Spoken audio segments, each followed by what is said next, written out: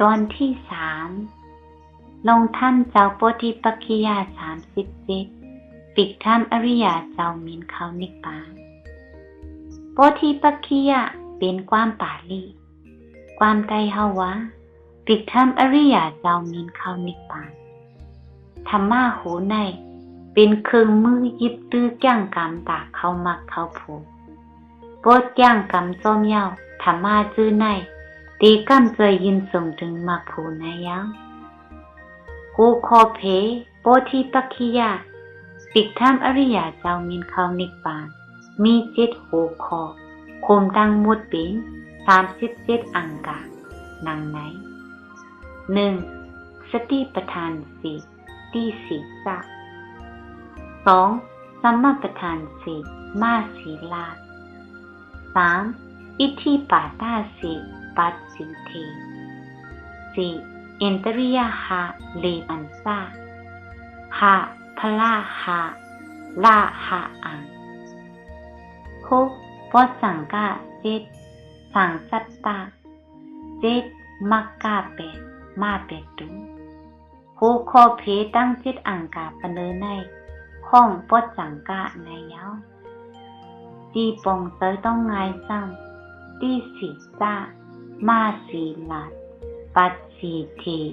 เลปันซาลาหะอังสังสัตตะมา8ตุสติปัฏฐาน4ที่ศีรษะที่ศีรษะจังเป็นสติปัฏฐาน4เปิงยาวสติปัฏฐาน4เปิงในมีไว้มาในสุตตันตเทศนาสติปัฏฐานเปิงหนึ่งมาในลิกอภิธรรมปรมัตถสังฆะเปิงหนึ่งอันมาในสุตตันตนั้นเป็นสติปัฏฐานปัญญาเป็นของสมถะโลกียะอันมาในอภิธรรมสังฆะนั้นเป็นวิปัสสนาโลกุตรายะ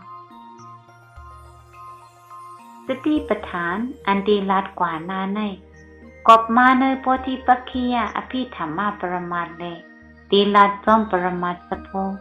วิปัสสนาสะโพยาวสุดตันตาของปัญญาอันมานั่นเอาปัญญาหาปัญญาหันปัญญาไล่ปัญญาเป็นปัญญาอำไลญาติเป็นโลกีกุยยาวปัญญาอันวานั้นเป็นลายเหตุสมถะซื้อปะเตอในยาว 1. อนุสติ10เปิด 2. กระแสง10เปิด 3. อสุภะ10เปิด 4. อาหาราปฏิกูลสัญญา1เปิด 5. จตุถาตุวาวัฏฐาน1เปิด 6. ปราหมา4เปิด 7. อารูปาสาน4เปิดปัญญาอันวานั้นปองว่าเฮ็ดเอาว่นเอาอำใจของเตคุมกันทั้งหมดมี40ในเป็นของสมถะปัญญาโลกีแล้วเอาปัญญาหาปัญญาหันปัญญาไล่ปัญญาเป็นปัญญาหาปัญญาซ้ำเอาสติคุกสลายสิ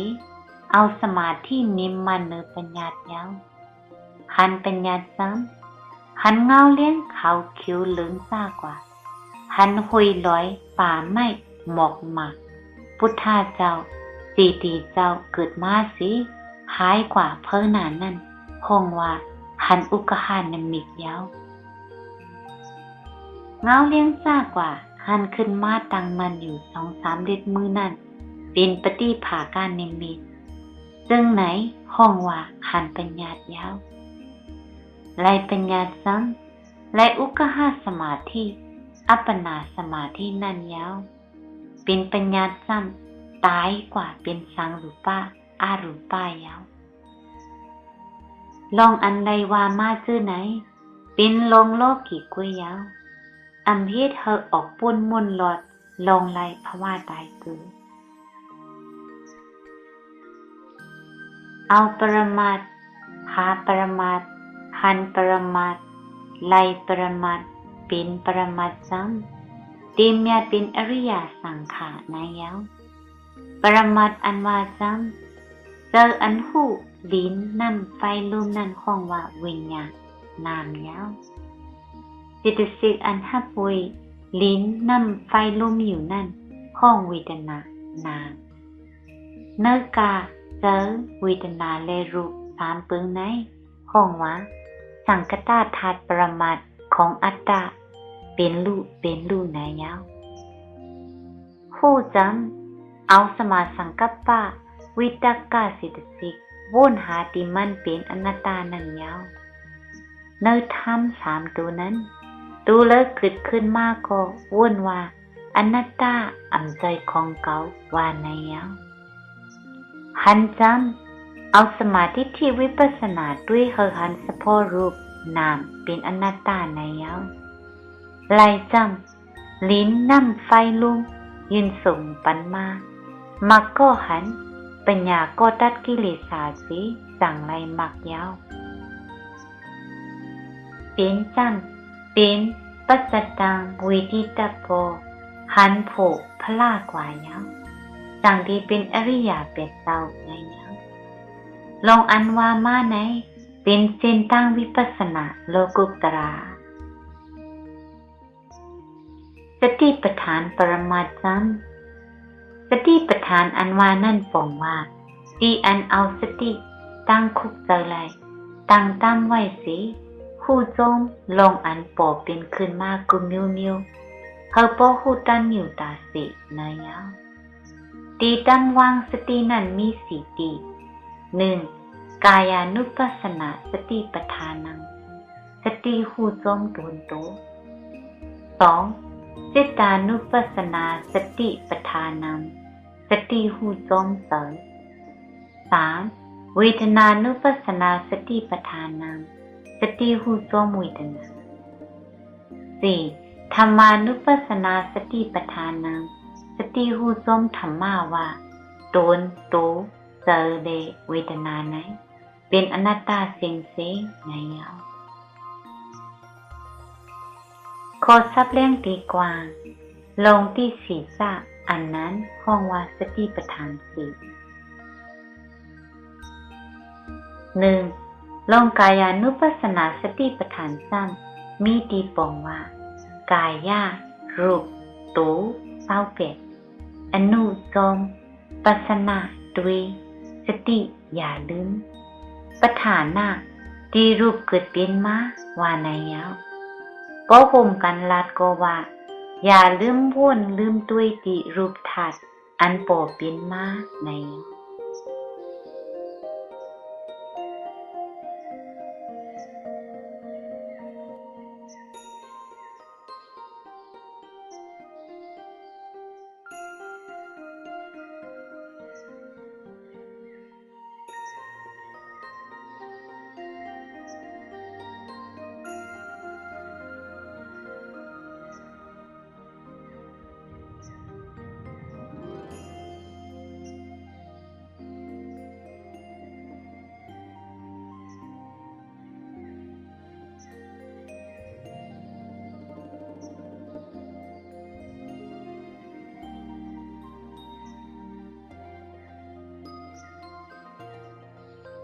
ขอซับเลี้ยงตีกวางลงที่ศีรษะอันนั้นห้องว่าสติปัฏฐานสี่ 1. ลงกายานุปัสสนาสติปัฏฐานซ้ำมีตีปองว่ากายารูปตูเศร้าเป็ดอนุจมปัสสนาด้วยสติอย่าลืมปัฏฐานะที่รูปเกิดเป็นมาว่าในยาวป้อโฮมกันลาดก็ว่าอย่าลืมบุญลืมด้วยดีรูปธาตุอันปอเป็นมาในดีรูปนั่นตีมีธาตุสี่ปึงปอเป็นมาเฮารูปหันจอม 1. สะโพกลิ้นมีลักษณะอ่อนแข็งนักเหมา 2. สะโพกนั่งมีลักษณะขึ้นหยดจับยาย 3. สะโพกไฟมีลักษณะไม่กัดอุ่นเย็น 4. สะโพกลมมีลักษณะซีบตุ้งตอดนิดทานไว้นิ้น รูปดั้งเสียงมี28ห้องว่ากายะในยาวอนุปัสสนาสติปัฏฐานอย่าลืมด้วยตีมันกายะเป็นอนัตตาอย่าลืมม้วนตีมันเป็นอนัตตามหาภูตารูปสีเปิงซื่อไหนดูแลเกิดเป็นมากก็เอาสมาธิที่มักอังกาวิปัสสนาด้วยสติสภาวะปรมัตถ์หันตีมันเป็นอนัตตาอยู่หันว่าอำใจของเก่าอำพ้องงามไรเห็นนั้นอยู่สิเอาสมาสังกัปปะวนว่าอำใจของเก่าอำอุปปึงไรในเรื่องไหนข้องว่าสติปัฏฐานในยาว2. เราสิตานุปัสสนาสติปัฏฐานซ้ำมีตีปองว่าสิตานุปัสสนาสติปัฏฐานังสิตาสะอนุ2สติอย่าลืมปัฏฐานังที่เจอเกิดเป็นมานันตะว่าไหนคุมว่าซ้ำอย่าลืมบ้วนลืมด้วยที่เจออันปอเป็นมาในยังเจออันวานั้นตั้งเสียงมี89เอาออกไว้เจอมัก4ผล4คม8เซนเจออันเป็นจอมโลกุตระกิริยา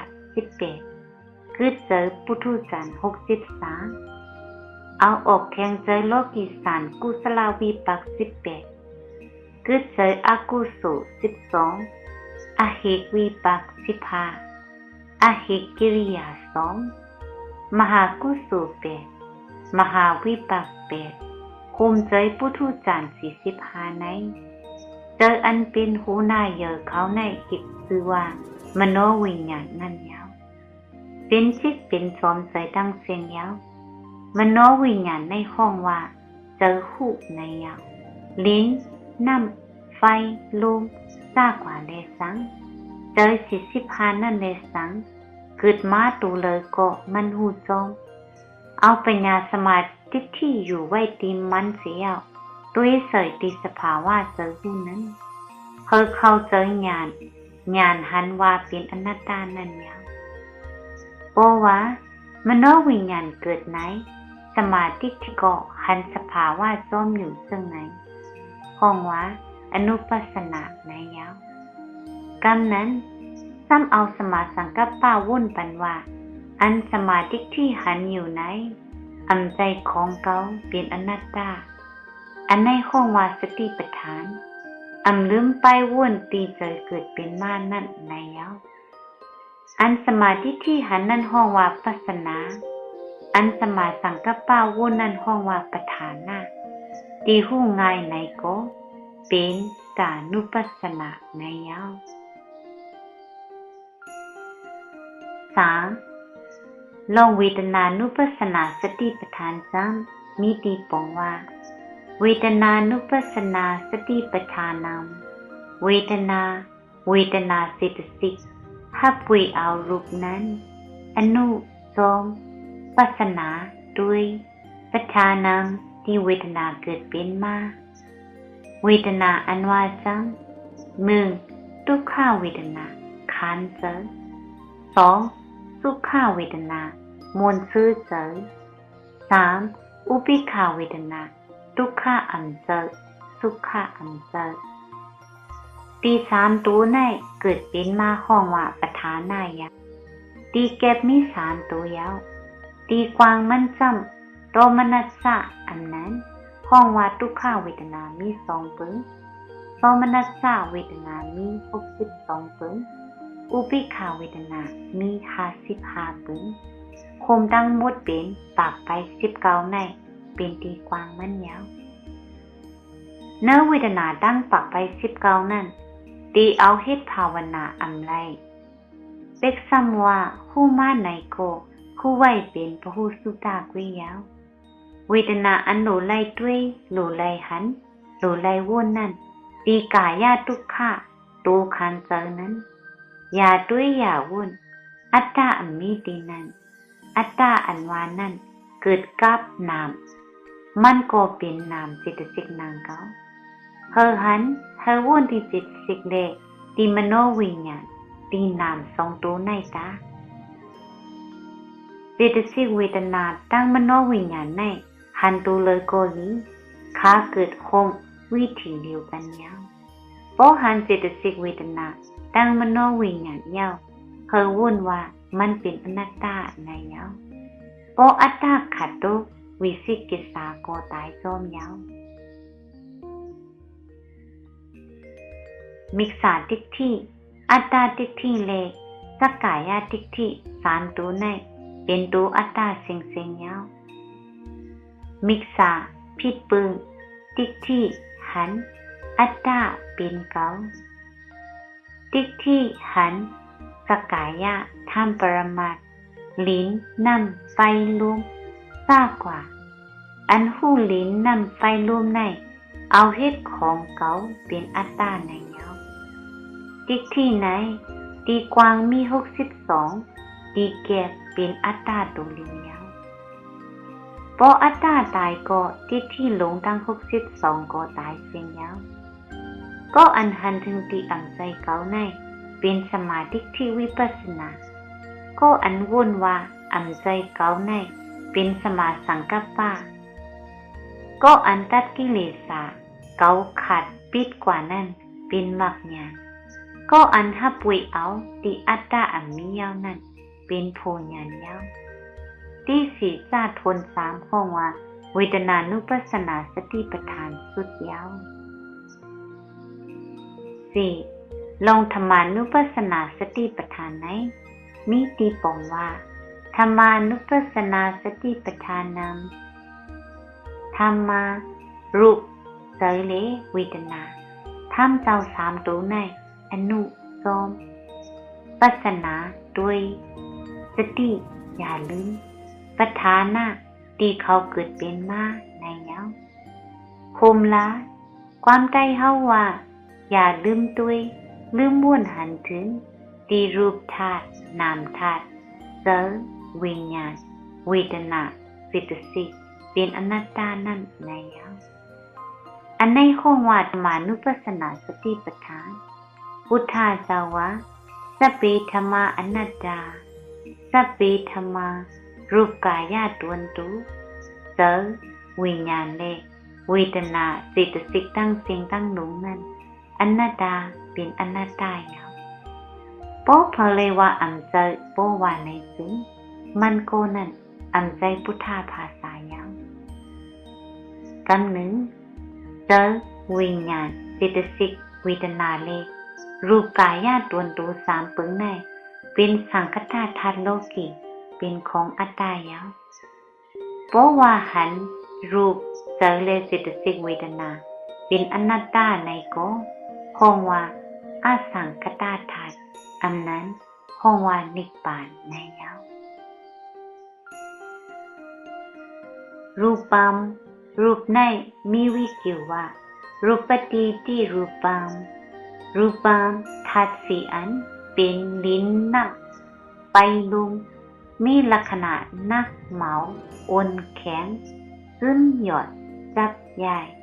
ไม่กัดเจ็บตุ้งตอดเน็ดซานไว้นิ้น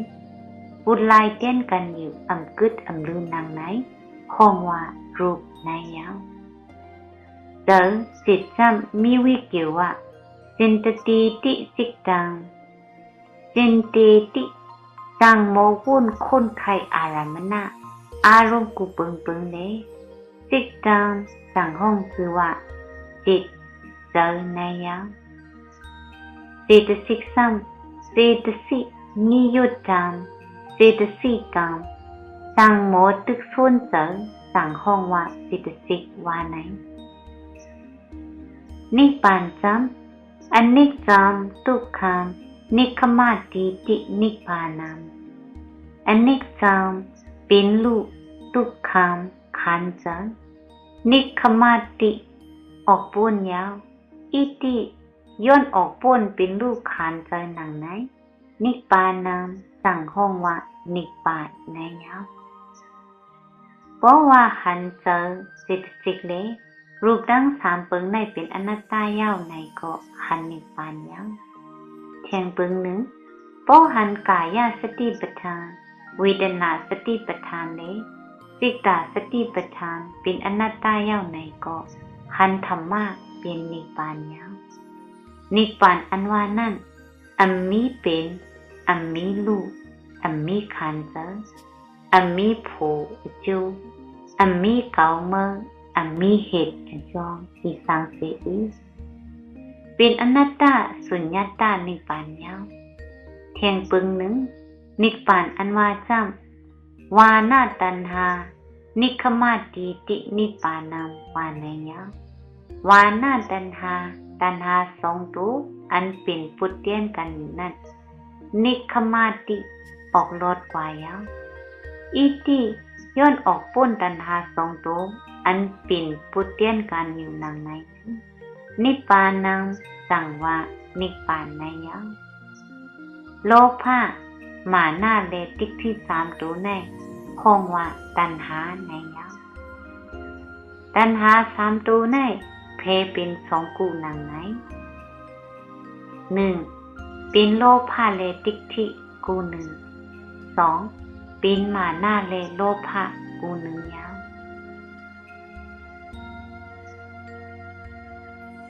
โลภะคืออะไรอัตตาทิฏฐิหันว่ามีเก่าคืออะไรในโลกีตั้งเสียง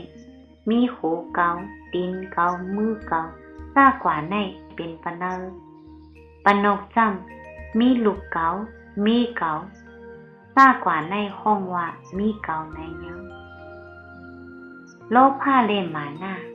โลภะคืออะไรในโลกาตั้งเสียงมานะเก่ามีเงินเก่ามีคำเก่ามีสั้นเก่ามีปุนพรซากว่าความไทยว่ายึดถือในเย้าตัณหาสองกูอันว่ามีเก่าเลเก่ามีในเป็นปุตลายเตี้ยนกันอยู่เย้าเป็นโลกาเย้าที่อันออกป้นคำตัณหาสองกูกว่าเย้านั่นห้องว่านิพพานลองอันคาเป็นปุตเตี้ยนกันอยู่ในโพธิว่ามันเป็นปุตเตี้ยนกันตีเลยในซ้ำหนึ่งโลภะและอัตตาทิฏฐิสองกูในเป็นปุตเตี้ยนกันเป็นเนออปายาสีภูมิเลมึงกุลหนึ่งภูมิคมกันเป็น5ภูมิสองมานะและโลภะสองกูในเป็นปุตเตี้ยนกันเป็นเนอเมืองผี6ภูมิเมืองสางรูปา11ภูมิเมืองสางอารูปา10ภูมิคมกันเป็น21ภูมิแล้วเพราะว่าลดตัณหาสองกูในก็ปองว่าลดออกโลกา26ภูมิสิชาวนิพพานยังนิพพานไหนเป็นอนัตตายังสมาธิที่วิปัสสนาขันอนัตตายามเลยในก็นิพพานในเกิดมายามนั้นยังที่ศีรษะสุดที่ในยัง